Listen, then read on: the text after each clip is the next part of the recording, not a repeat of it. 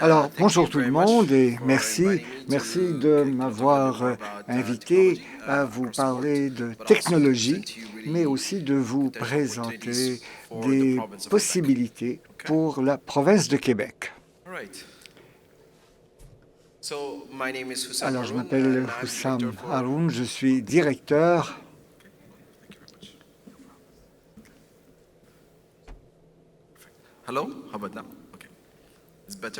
C'est mieux? Donc, je suis Hussam Haroun, directeur du programme de l'automatisation au centre de recherche Vineland. Alors, ce que j'aimerais faire, c'est de ne pas hésiter à nous poser des questions.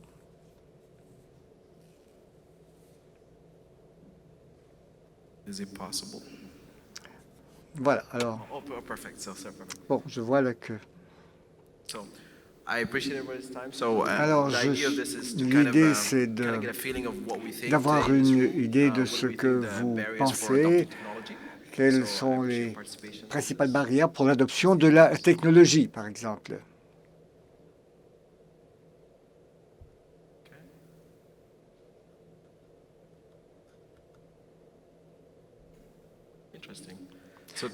C'est intéressant. Donc, l'investissement capital, évidemment, c'est un problème qui se pose un peu partout.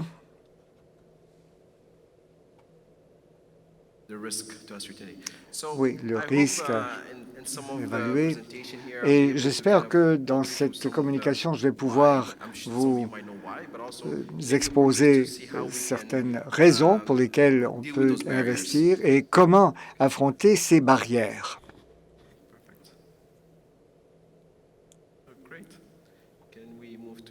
Est-ce qu'on peut passer à la deuxième question?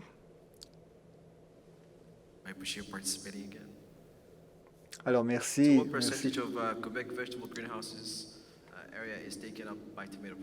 Alors, quelle est la part des tomates dans la production en serre au Québec? La part des tomates dans les productions en serre au Québec.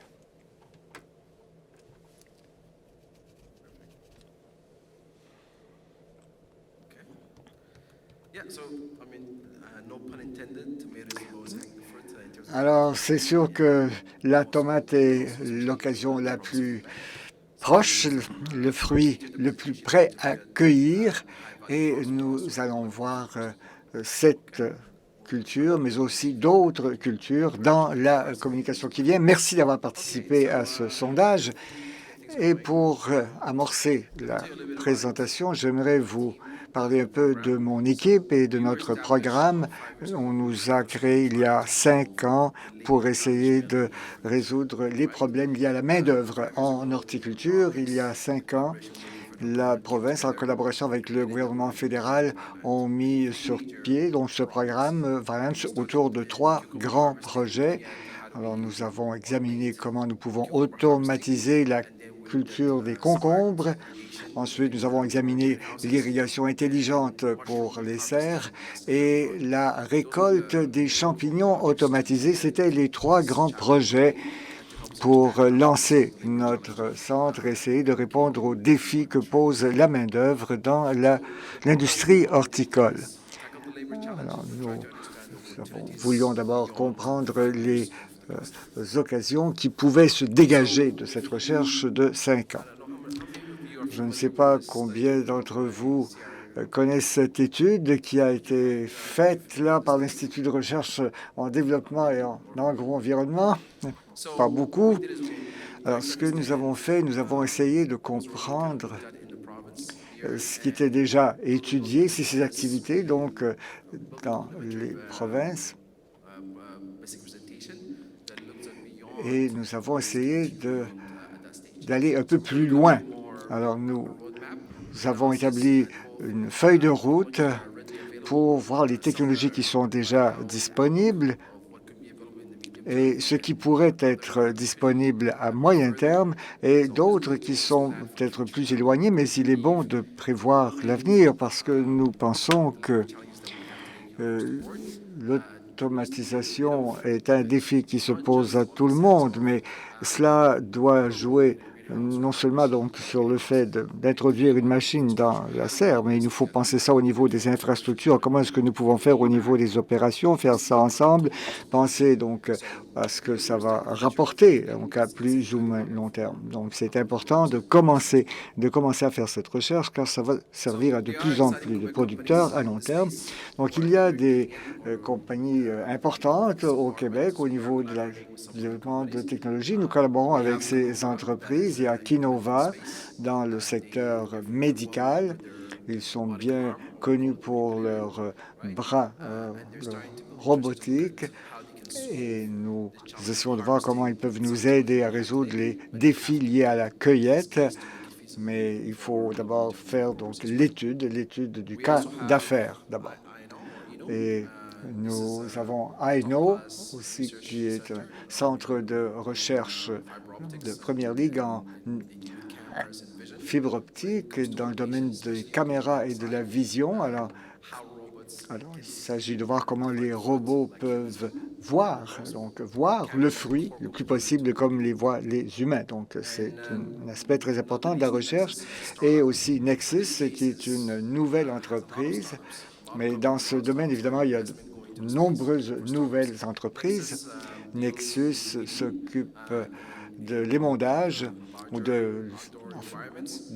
en champ, donc pour comment faire le sarclage et arracher les mauvaises herbes. Alors, vous m'entendez parler de technologie, mais je vais vous expliquer ce qui est raisonnable pour les producteurs, qu'est-ce qui est raisonnable aussi pour les gens qui ont des technologies à vous offrir.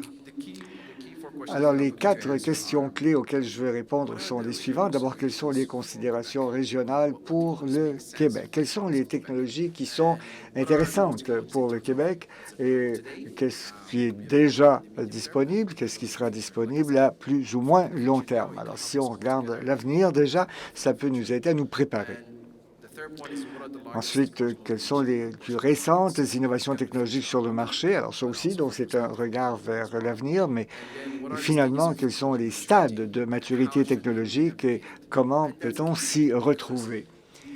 Ça, c'est très important parce que si vous voyez qu'il y a toutes sortes d'entreprises qui arrivent avec toutes sortes de technologies fascinantes et ils vous disent qu'ils vont régler tous vos problèmes. Mais le problème ici, c'est qu'il ne suffit pas donc de faire entrer une technologie dans une ferme ou une serre. Donc, il y a toutes sortes d'étapes dans toutes les questions d'entretien. Il faut d'abord bien raisonner donc les motifs commerciaux. Il y a différents facteurs à considérer et il y a toute une collaboration qui est nécessaire avant de pouvoir vraiment mesurer les avantages d'une technologie donnée. Alors, les considérations régionales, quand nous avons préparé cette présentation, nous avons pensé au marché québécois. Nous avons essayé de demander comment il se compare à d'autres marchés régionaux. D'abord, il faut comprendre la taille de la ferme, les types de production et leurs valeurs, quelles sont les cultures auxquelles nous pensons. On a posé une question sur la tomate, qui est la plus importante au Québec, mais il y a d'autres cultures aussi importantes.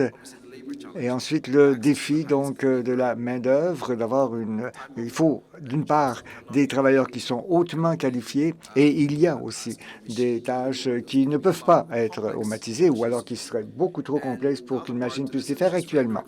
Et un autre aspect, c'est le coût et la disponibilité de la main-d'œuvre. Donc, tout l'aspect, si vous voulez, bilan financier. Alors, si on compare donc l'ensemble du Canada au niveau de la production de légumes en serre, ce sont des statistiques que vous trouvez donc sur le site web de Statistique Canada. Vous avez l'ensemble du Canada et vous avez les 3 grandes cultures, les concombres, les poivrons et les tomates qui sont à peu près au même niveau. Mais si vous regardez la situation au Québec, les tomates et les concombres sont les 2 cultures de loin les plus importantes. Mais il y a tout un morceau important ici qui est pris par d'autres productions.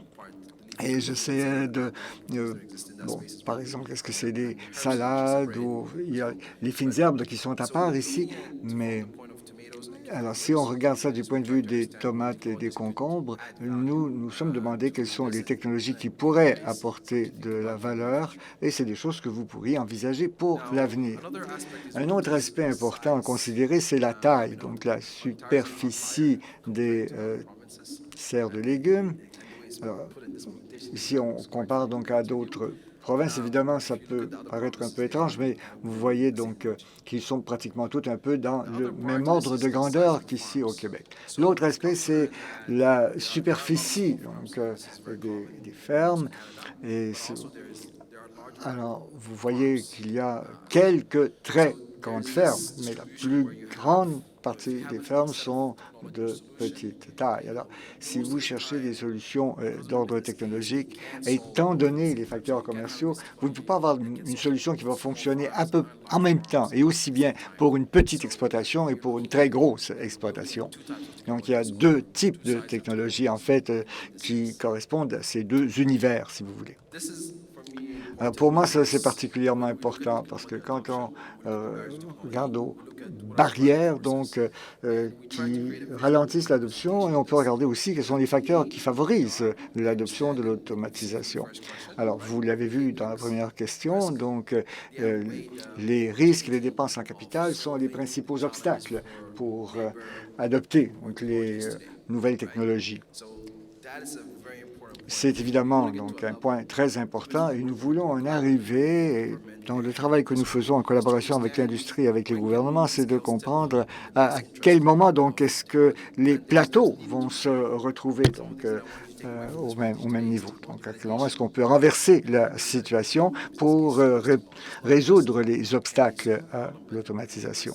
Alors, toujours, il s'agit de nous demander, donc, est-ce que telle technologie peut résoudre notre problème? Est-ce qu'elle nous convient aussi? Il s'agit de voir comment donc, les producteurs peuvent mesurer donc, la pertinence pour eux. Alors, évidemment, si on parle du défi en matière de main-d'œuvre, je n'ai pas besoin de vous expliquer cela, l'augmentation des salaires, la diminution de la main-d'œuvre locale, les emplois saisonniers, mais aussi les nouvelles générations ne sont pas intéressées donc, à faire certaines tâches. Ils veulent avoir des tâches qui sont beaucoup plus au niveau du génie, plus technique. Alors, il y a plusieurs fermes donc, qui perdent au fond la génération suivante parce qu'ils ne sont pas intéressés par le type de travail qu'on a à leur offrir. C'est un tournant donc au niveau démographique et il faut en tenir compte dans notre analyse de la situation. Mais il y a aussi donc la technologie qui s'améliore. Il y a de meilleures caméras, des éléments qui sont plus efficaces. Et en fait, si vous testez donc certains appareils, ils travaillent mieux que... Il y a des tâches qui font mieux que les humains, mais pas encore à long terme. Donc il y a de nouvelles compagnies maintenant qui arrivent sur le marché et nous pourrions donc peut-être leur donner des chances, mais la question est de savoir combien de ces nouvelles entreprises vont pouvoir survivre. Donc le risque est énorme là, parce que plusieurs de ces nouvelles entreprises ne pourront pas survivre. Alors on parle de croissance et consolidation. Une chose que nous voyons un peu partout, c'est qu'il y a une tolérance accrue en ce qui a trait aux investissements en capital, mais on voit aussi une consolidation donc, au niveau des serres, en particulier en Ontario, mais un peu partout au Canada. Donc on voit de petites entreprises, petites fermes qui sont absorbées dans de plus grosses fermes. Le Canada, comme marché pour l'automatisation en horticulture, n'est pas assez gros. Quand on pense à des investisseurs, ils veulent que leur technologie puisse être disponible à l'échelle mondiale. Ils cherchent vraiment à avoir des produits qui vont pouvoir vendre à l'échelle du monde et pas seulement au niveau du Canada. Alors, le risque, vous pouvez imaginer, il y a bien sûr le rendement sur l'investissement. Est-ce que ça va aussi peut-être causer d'autres problèmes au niveau de la ferme? Les ingénieurs doivent examiner l'aspect sécurité. Donc, la sécurité à l'intérieur de la serre, les maladies aussi. Alors, ce sont des choses qu'il faut aussi prendre en compte. Alors ça, c'est un tableau qui est intéressant et c'est probablement évident pour vous, mais à mesure que les coûts de la main-d'œuvre augmentent, le coût de la vie augmente, nous devons donc augmenter les prix. Mais pendant ce temps-là, la technologie, elle coûte de moins en moins cher. Donc le prix des robots diminue. Et les coûts des composantes électroniques étaient beaucoup plus élevés il y a 20 ans qu'aujourd'hui. Par exemple, vous avez dans l'industrie automobile, on voit très clairement donc la baisse des coûts de la robotique. Alors,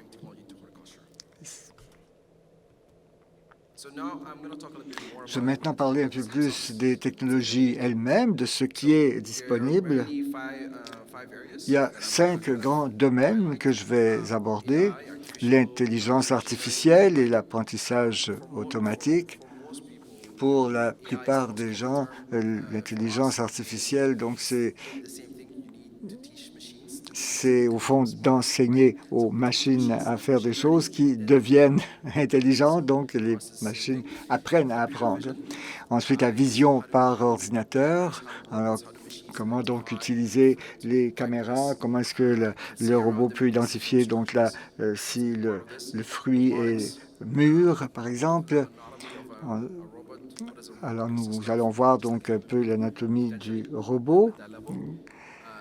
Ensuite, les capteurs spécialisés, donc les différentes sortes de capteurs qui existent et qui peuvent permettre des interventions beaucoup plus précises pour la récolte, par exemple, ou dans les différentes opérations de la serre. Et ensuite, l'Internet des objets. Alors, toutes les choses sont de plus en plus interconnectées. Donc, l'interconnectivité, la sécurité des données, ce que ça signifie pour vous comme producteur. Donc, si vos robots donc sont interconnectés, qu'est-ce que ça va avoir comme conséquence, par exemple? C'est un aspect important donc à considérer. Comment faire en sorte que qu'est-ce que nous allons faire avec les données qui sont recueillies par les robots et les autres machines. Alors, si nous regardons les technologies, si on les va donc sur une ligne là, du moins complexe au plus complexe, bien, on peut dire que pour les technologies moins complexes, le rendement sur l'investissement est beaucoup plus rapide.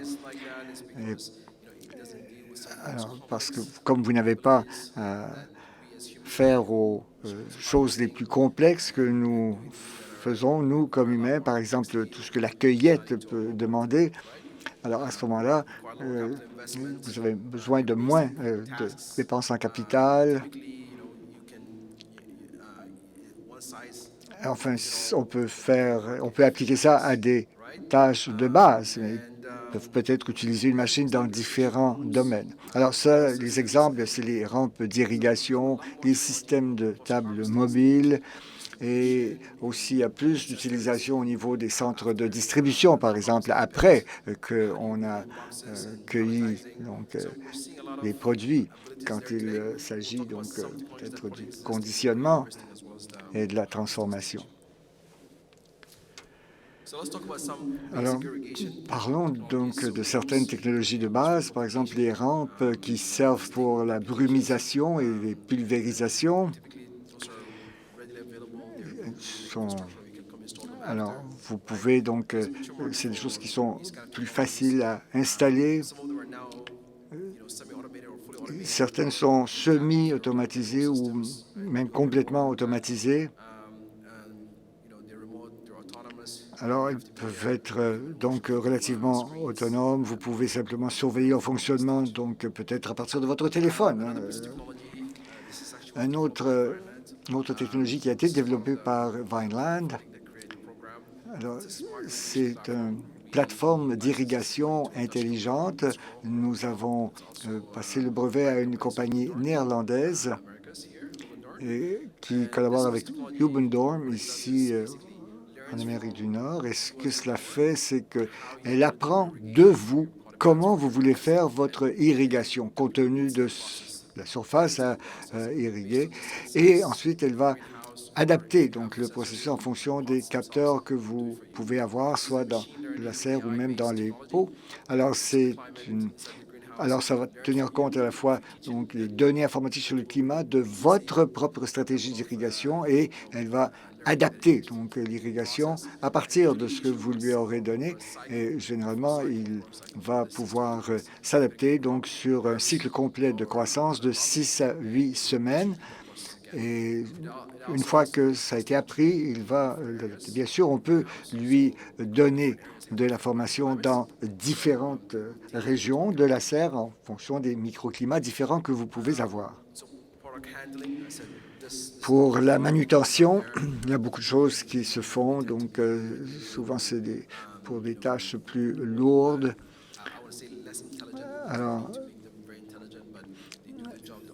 Alors, souvent, ce sont des choses qui sont plus grosses et qui demandent moins de finesse au niveau de l'intelligence. Et moi, ce qui m'intéresse en particulier, ce qui nous intéresse, nous, c'est la robotique. Je disais ça à la table. Eh ben, alors, j'aimerais bien donc avoir un robot à vous présenter ici pour vous expliquer ce que sera l'agriculteur, le producteur agricole de demain. Mais la robotique est vraiment un domaine très intéressant. Quand je rencontre des compagnies de technologie et quand je leur demande donc, alors pendant combien de temps il faut attendre avant que ça soit disponible pour les serres? Mais souvent, il faut encore 4 ou 5 ans avant que ce soit là. Donc, avant d'avoir un robot donc complet qui puisse faire vraiment le travail d'un travailleur humain. Donc, pour la cueillette, par exemple, on n'est pas encore là. Mais il y a certains aspects du cycle de la cueillette qui peuvent déjà être traités. Alors, voici ce que nous faisons, nous, à Vineland.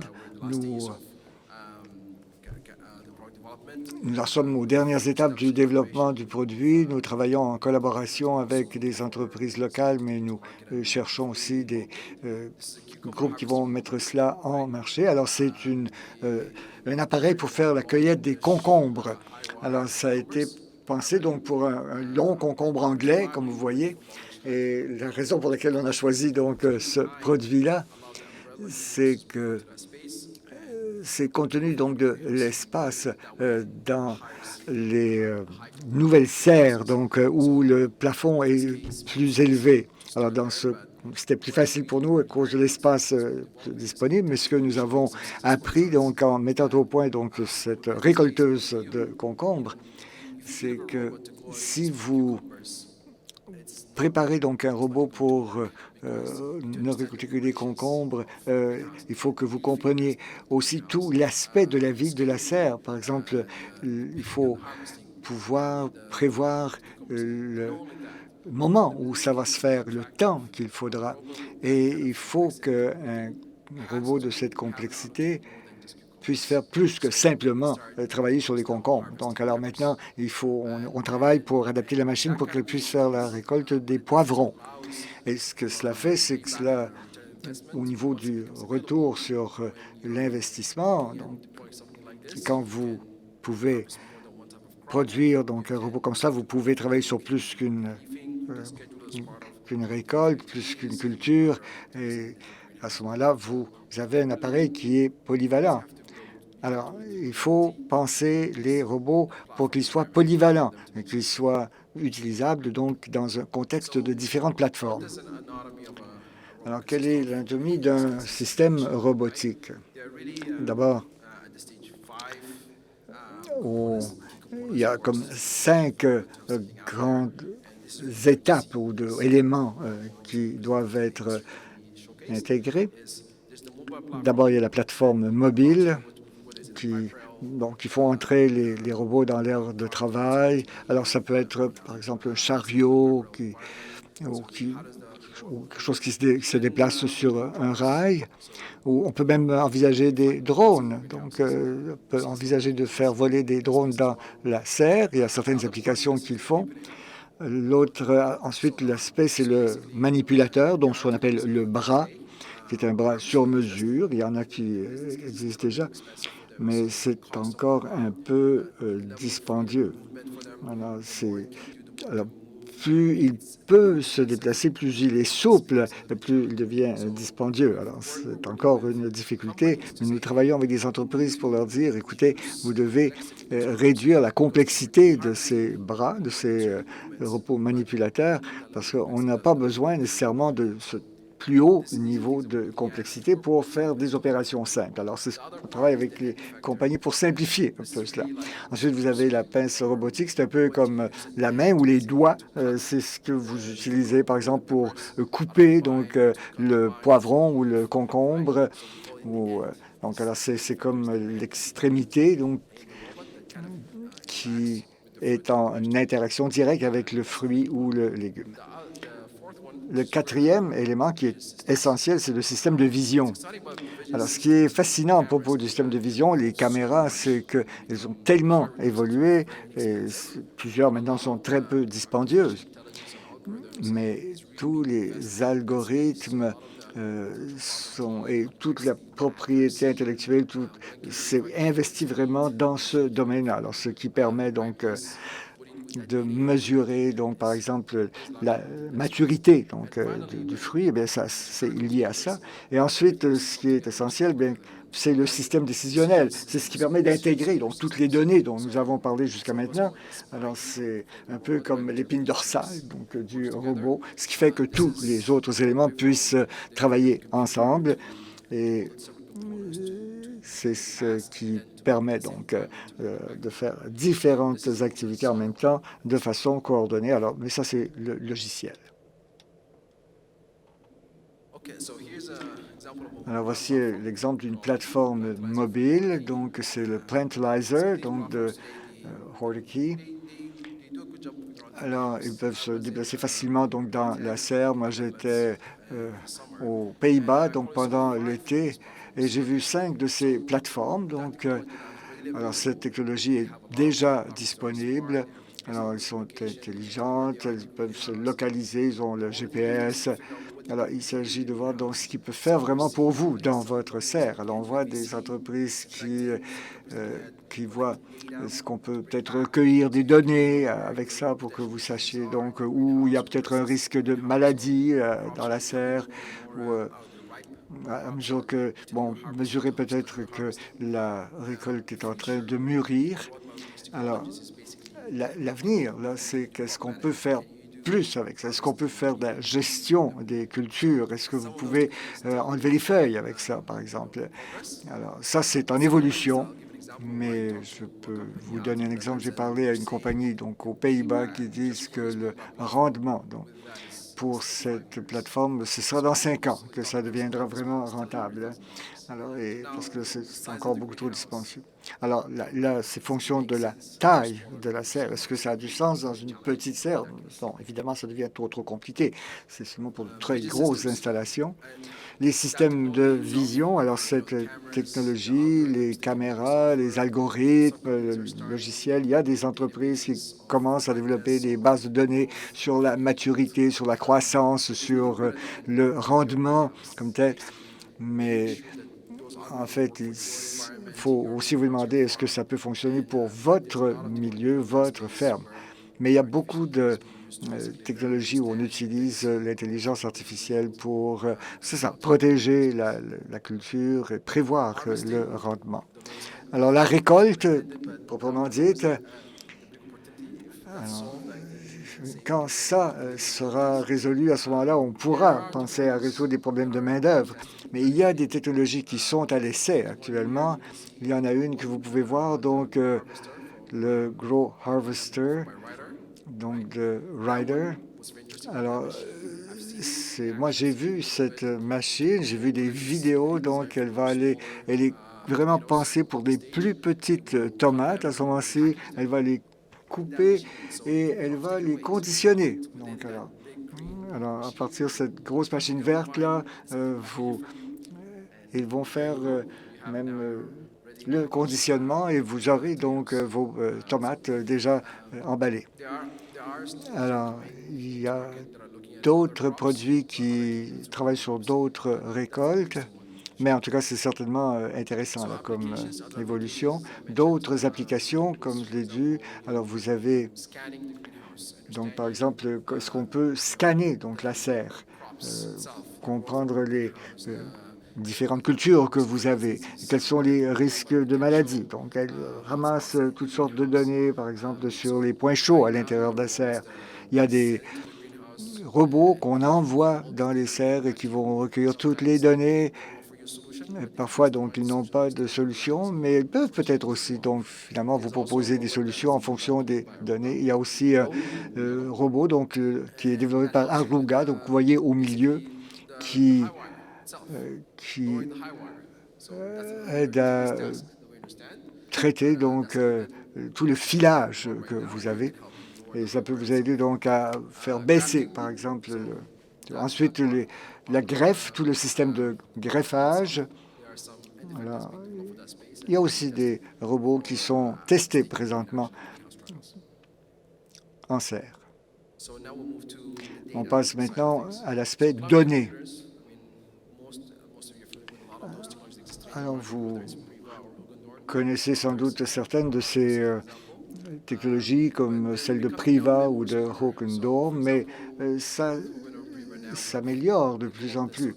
Alors, la prochaine étape, donc, c'est des ordinateurs pour le climat, avec l'idée que ces ordinateurs serviront dans l'avenir. Ils veulent avoir la possibilité, de même façon qu'ils gèrent le climat, donc, à l'intérieur de la serre, mais ils vont intégrer donc les données colligées pour les envoyer à l'ordinateur. Bon, compte tenu de votre climat, compte tenu de votre calendrier de culture, alors les données, est-ce que cela vient confirmer ce que vous espérez avoir comme résultat, compte tenu donc des différentes saisons, compte tenu aussi du climat à l'extérieur? Un autre élément intéressant ici, c'est qu'ils sont maintenant adaptés sur mesure pour votre serre. C'est-à-dire que vous pouvez mettre ce qu'ils appellent vos recettes, donc la façon dont vous voulez cultiver votre produit.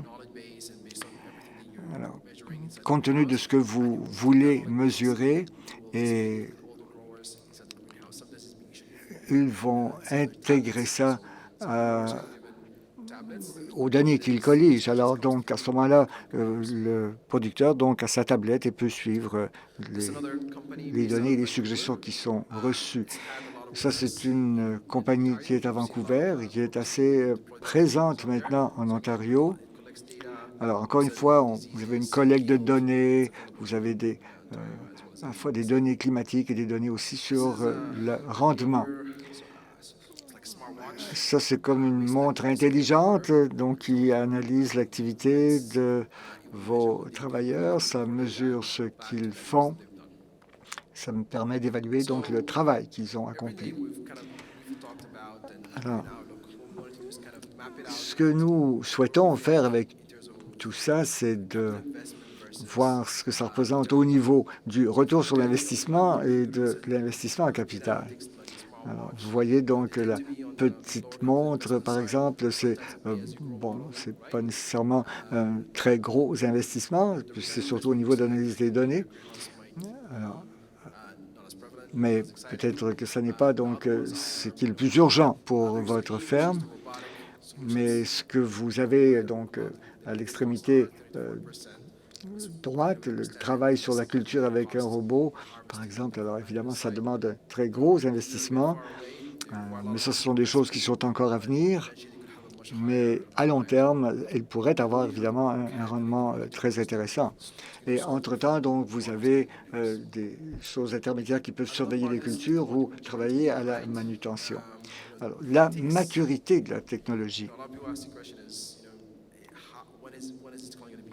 Vous vous demandez donc quand est-ce que ça va être disponible. Tout ça, on voit que vous faites des recherches, que vous faites des tests et tout ça, mais tout cela demande du temps parce qu'il y a toutes les étapes de validation qu'il faut respecter.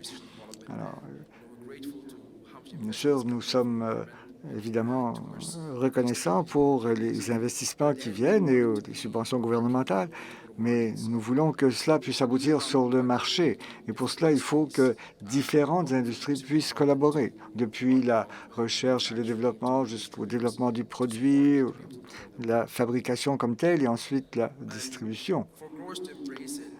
Alors, avant que les producteurs puissent recevoir tout cela, il y a l'analyse de risque, il y a la confiance et la validation. Écoutez, il faut encore beaucoup de validation. En Ontario, nous voyons qu'il y a plusieurs entreprises qui collaborent avec des associations locales de producteurs et ce qu'ils disent, bon, vous pouvez nous donner peut-être 5 robots là et nous allons les tester. Et c'est ce qu'ils font. Donc, alors, ils font donc ensemble des tests de ces robots, peuvent comparer les données et voir ce que cela pourrait vouloir dire pour leurs propres opérations. Mais il faut que plusieurs acteurs se regroupent pour ça. Il y a différents modèles d'affaires. Je disais, un collègue, par exemple, qu'en Ontario, il y a une compagnie qui dit, par exemple, pour des petites serres, évidemment, on comprend bien que vous ne pouvez pas acheter donc ce genre de produit. Mais moi, je vais acheter, par exemple, ces robots et je vais vous les louer ensuite. Alors, c'est un modèle intéressant. Nous allons voir si ça peut s'appliquer. On va voir s'il y aurait suffisamment donc d'appareils, surtout pour la saison de la récolte, et voir aussi donc la compétitivité que cela peut entraîner. Mais on voit de plus en plus donc ce modèle de location pour les plus petites serres. Et si j'en viens à la conclusion, si vous examinez, enfin, ce que j'espère que vous retiendrez de cette présentation, alors les produits les plus importants pour vous, les tomates et les concombres chez vous, bien, ce qui est intéressant, c'est qu'il y a beaucoup de travail qui se fait pour pouvoir automatiser ce genre de produits de récolte. Mais c'est encore simplement des nouvelles entreprises. Mais il y a aussi de plus grosses entreprises, en Europe en particulier, dans les pays, aux Pays-Bas en particulier, qui commencent à acheter donc, ces petites entreprises et leurs produits. Alors, comment est-ce que les petits exploitants peuvent tirer parti de toute cette technologie? Nous pensons qu'il y a différents modèles d'affaires possibles. Bon, on ne peut pas nécessairement tout acheter tout de suite parce que, bon, il y a la rentabilisation de ces machines, donc ça peut être sur 4 ou 5 ans. Donc, alors, non, je pense que le modèle de location, par exemple, est beaucoup plus attrayant. C'est plus logique et ça pourrait être beaucoup plus attrayant pour un petit producteur. Et l'aspect robotique, bon, les robots sont peut-être l'avenir pour résoudre le problème de la main-d'œuvre, mais 5 ans, vous savez, c'est très long. On peut espérer que les choses s'améliorent, mais encore une fois, donc, ce qu'il faut, c'est pouvoir valider ces différents projets. Et il faut vraiment beaucoup plus d'efforts pour la validation. Est-ce que nous disons au gouvernement? Donc, vous nous avez aidés pour faire de la recherche et faire des investissements pour développer la technologie. Mais maintenant, il faut vraiment la valider. Il faut vraiment vérifier quels sont les risques pour les producteurs, pouvoir les tester vraiment sur place pour voir ce que cela peut représenter, pour vérifier que ces technologies sont vraiment efficaces pour les producteurs. Alors, à ce moment-là, donc, la collaboration de l'industrie et des gouvernements est essentielle. Et voilà, ça, c'est ce que je voulais vous présenter. Si vous avez des questions, eh bien, si vous avez des questions, vous voulez plus d'informations, n'hésitez pas à venir me trouver.